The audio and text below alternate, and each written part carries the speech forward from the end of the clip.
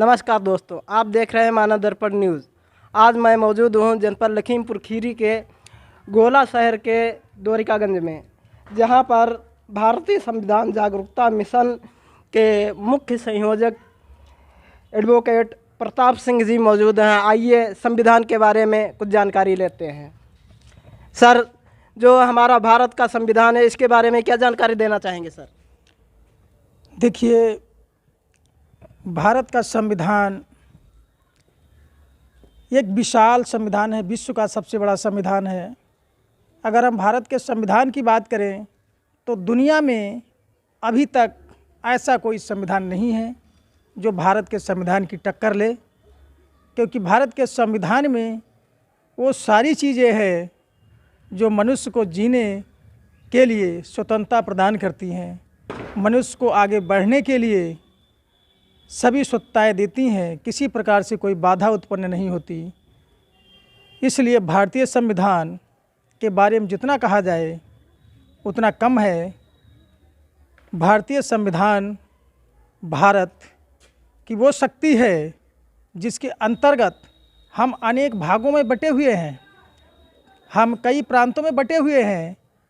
जैसे कोई बिहार का निवासी है तो कोई उत्तराखंड का है, कोई उत्तर प्रदेश का है, कोई दिल्ली का है, अनेक प्रांतों में।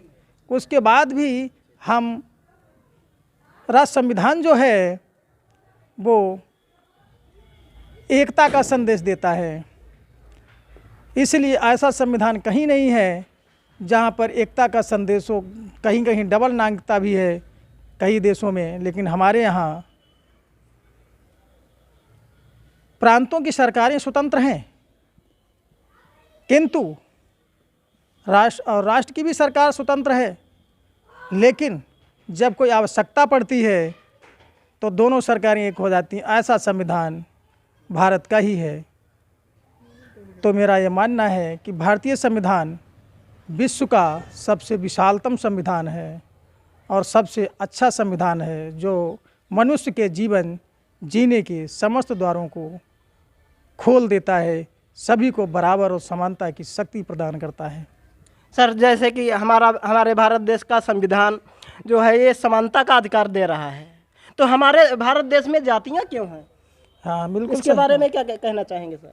देखिए, ऐसा है, जातियों का मतलब होता है कि कुछ मूर्ख, चालाक, धूर्त ऐसे लोग जिन्होंने अपने स्वार्थ के लिए जातियां बनाई, लोगों को कमज़ोर किया। क्यों? क्योंकि उनको पता था कि ये भारत जो है, ये मूल निवासी जो यहाँ के लोग हैं, ये राजा हुआ करते थे। लेकिन जब विदेशी यार कुछ लोग बाहर से आए तो उन्होंने यहाँ पर अपना प्रभुत्व स्थापित किया और यहाँ के मूल निवासियों को तमाम जातियों में बांट दिया। क्यों बांटा? क्योंकि उनका एक ही मानना था कि शासन कैसे करें, इन पर कब्जा कैसे करें। इसलिए कब्जा करने का एक ही मकसद होता है कि फूट डालो, शासन करो। तो आज हमारे बहुजनों में, आज हमारे मूल निवासियों में वो जातीय फूट पड़ी है, जिसके कारण देश में एकता नहीं हो पा रही है और विदेशी शासक फिर बन गए हैं, क्योंकि विदेशी ही शासन कर रहे हैं।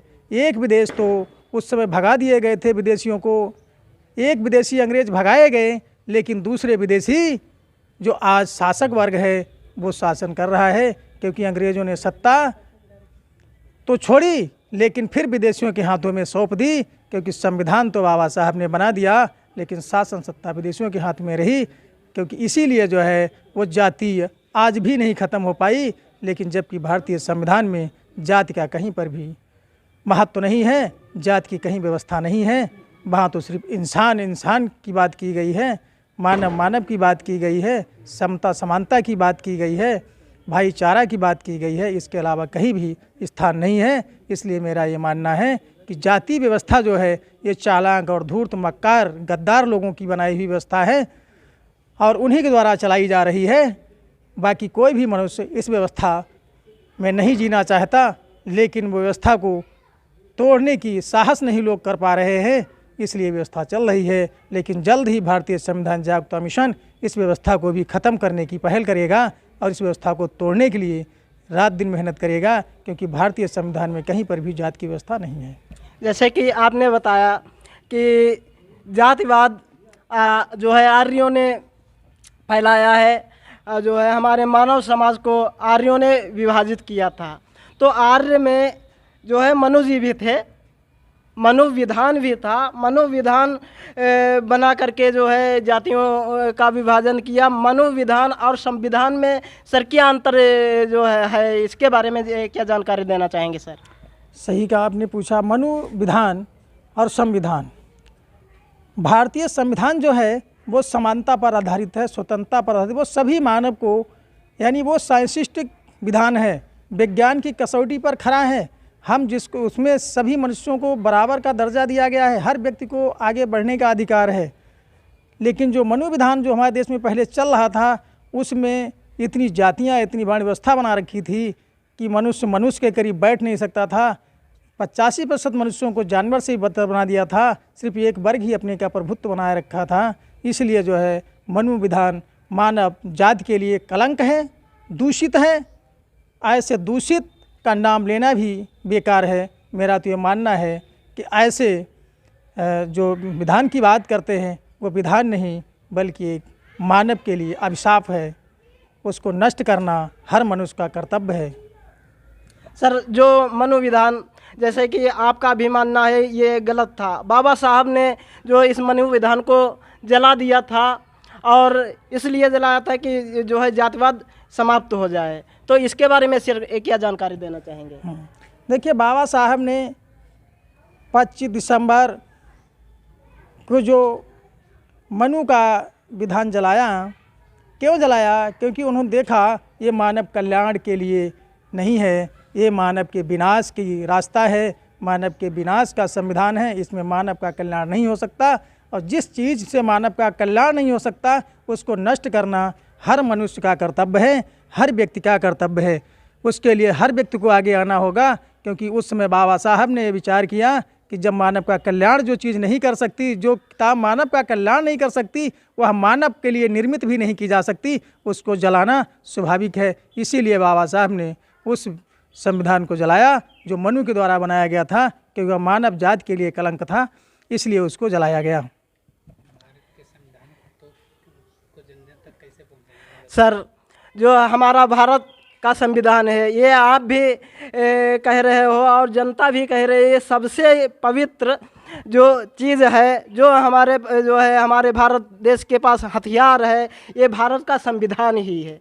तो इस भारत को, संविधान को जन जन तक कैसे पहुंचाया जाए, कैसे जो है जनता के पास पहुंचाया जाए, जो संविधान के बारे में ज्ञान बढ़े और जो जनता जो है जागरूक हो, इसके बारे में क्या जानकारी देना चाहेंगे? देखिए, हमारा ये मानना है कि हम भारतीय संविधान को अपने व्यक्तित्व द्वारा, अपने विचारों के द्वारा जनता तक तो ले जाएंगे, लेकिन सरकार से ये मेरी मांग भी है कि भारतीय संविधान को वो कक्षा 1 से लागू कर दें। जितने भी विद्यालय हैं वहाँ पर भारतीय संविधान पढ़ाए, ये हमारी मांग है। वरना भारतीय संविधान जागरूकता मिशन पूरे देश में आंदोलन छेड़ेगा कि भारतीय संविधान को प्रत्येक विद्यालय में कक्षा 1 से 12 तक अनिवार्य कर दिया जाए। यदि कक्षा 1 से 12 तक नहीं पढ़ाया जाता है तो भारतीय संविधान जागरूकता मिशन उसका भी जो है हल निकालेगा, उसके लिए आंदोलन करेगा, धरने देगा, जैसे भी होगा इसके लिए व्यवस्था करने के लिए सरकार को बाध्य करेगा कि सरकार भारतीय संविधान के अनुसार चलती है। तो जिस पुस्तक के अनुसार भारत देश चलता है, भारत की सरकार चलती है, उसको छिपाया क्यों जा रहा है, जनता के बीच उसको पढ़ाया क्यों नहीं जा रहा है? तो कक्षा 1 से लेकर के और अन्य कक्षाओं तक जितने भी क्लासेज हैं उन क्लास में भारतीय संविधान क्यों नहीं पढ़ाया जाता? मैं ये सरकार से पूछना चाहता हूँ कि सरकार जनता के बीच इसका जवाब दे कि 73 साल हो गए भारत को आज़ाद हुए, भारतीय संविधान को लागू हुए, लेकिन भारतीय संविधान जनता के बीच तक क्यों नहीं पहुंचा कि जिससे देश चल रहा हो उसी के बारे में जनता ना जानती हो।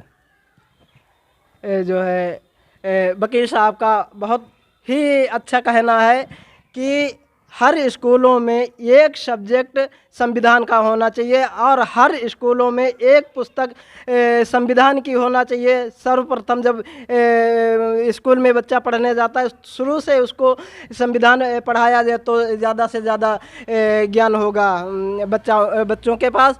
और जो वही ज्ञान उनके जो अभिभावक हैं, माँ बाप हैं, उनके पास जो है बच्चे ज्ञान बांटेंगे तो इससे जो है हमारा जो संविधान है जन जन तक आसानी से पहुंच सकता है। सर, इसके बारे में क्या जानकारी देना चाहेंगे? हाँ, बिल्कुल सही है कि जब तक शिक्षा से संविधान को नहीं जोड़ा जाएगा, संविधान ग्रोथ नहीं कर पाएगा। क्योंकि हम संविधान जितना पढ़ाते हैं उससे अधिक विद्यालय में पढ़ाने से संविधान का प्रोग्रेस होगा। लेकिन उनको भय है कि यदि संविधान को हमने पढ़ा दिया तो हमारी शासन सत्ता चली जाएगी। लेकिन एक ना एक दिन तो शासन सत्ता जानी ही है, क्योंकि संविधान के चाहने वाले लोग जब संविधान को जान जाएंगे तो शासन सत्ता स्वतः उनके हाथों से चली जाएगी और शासन सत्ता यहाँ के मूल निवासियों के हाथों में पहुँच जाएगी।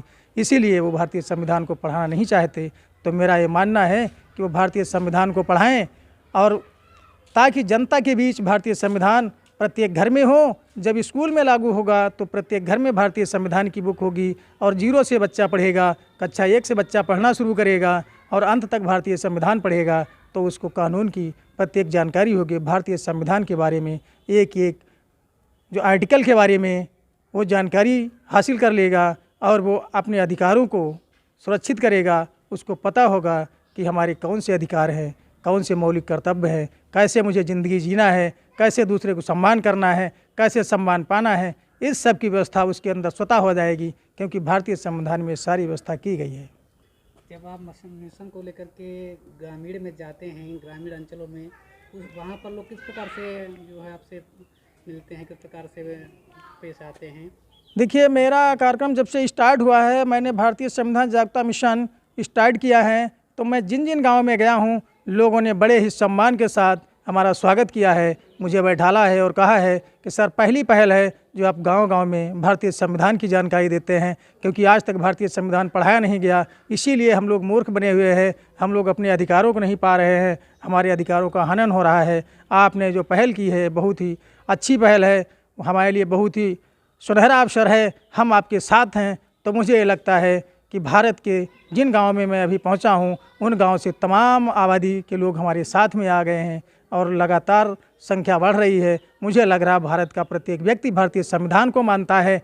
सिर्फ कुछ लोग ही भारतीय संविधान पर कटाक्ष करते हैं, जो विदेशी हैं, जो चाहते नहीं हैं भारत का 85% जो जनता है वो आज़ाद हो और वो अपने अधिकारों पर सचेत हो। सिर्फ वही लोग जो है भारतीय संविधान के बारे में गलत सोचते हैं। बाकी भारत की समस्त जनता भारतीय संविधान का सम्मान करती है और भारतीय संविधान जागरूकता मिशन का साथ देने के लिए तैयार है। जागरूकता मिशन को कहाँ तक पहुँचाने का लक्ष्य है? भारतीय संविधान जागरूकता मिशन जो हमारा है ये भारत के प्रत्येक गांव में जाएगा और प्रत्येक घर घर तक ये भारतीय संविधान की जानकारी पहुंचाएगा। जब तक ये जानकारी प्रत्येक घर घर में नहीं पहुंच जाती, प्रत्येक घर से हमारा सदस्य नहीं हो जाता भारतीय संविधान जागरूकता मिशन का, हर प्रत्येक घर में एक बुक नहीं हो जाती, प्रत्येक घर से सब पढ़े लिखे लोग भारतीय संविधान को जान नहीं जाते, तब तक कि हमारी मुहिम जारी रहेगी। और उसके बाद जो है फिर भी मुहिम समाप्त नहीं होगी, क्योंकि फिर जब लोग जान जाएंगे तो फिर आगे की और लड़ाई, उनके अधिकारों की लड़ाई हम लड़ेंगे। लेकिन लड़ाई कंटिन्यू चलती रहेगी जब तक भारत के 85% या मान लीजिए 100% जो भारतीय संविधान को मानने वाले लोग 100% लोग हैं उनको हम आज़ाद नहीं करा देते, तब तक हमारी लड़ाई जारी रहेगी। देखिए, वकील साहब ने भारतीय संविधान जागरूकता मंच के जरिए से काफ़ी संघर्ष कर रहे हैं। इनका जो है संघर्ष है और इनका मानना है कि हम हर घर में हर बच्चे के पास संविधान होना चाहिए। संविधान की जो है जानकारी ज़्यादा से ज़्यादा लें, इसी में जो है समाज का कल्याण है। आप देख रहे हैं मानव दर्पण के साथ महेश चंद की रिपोर्ट।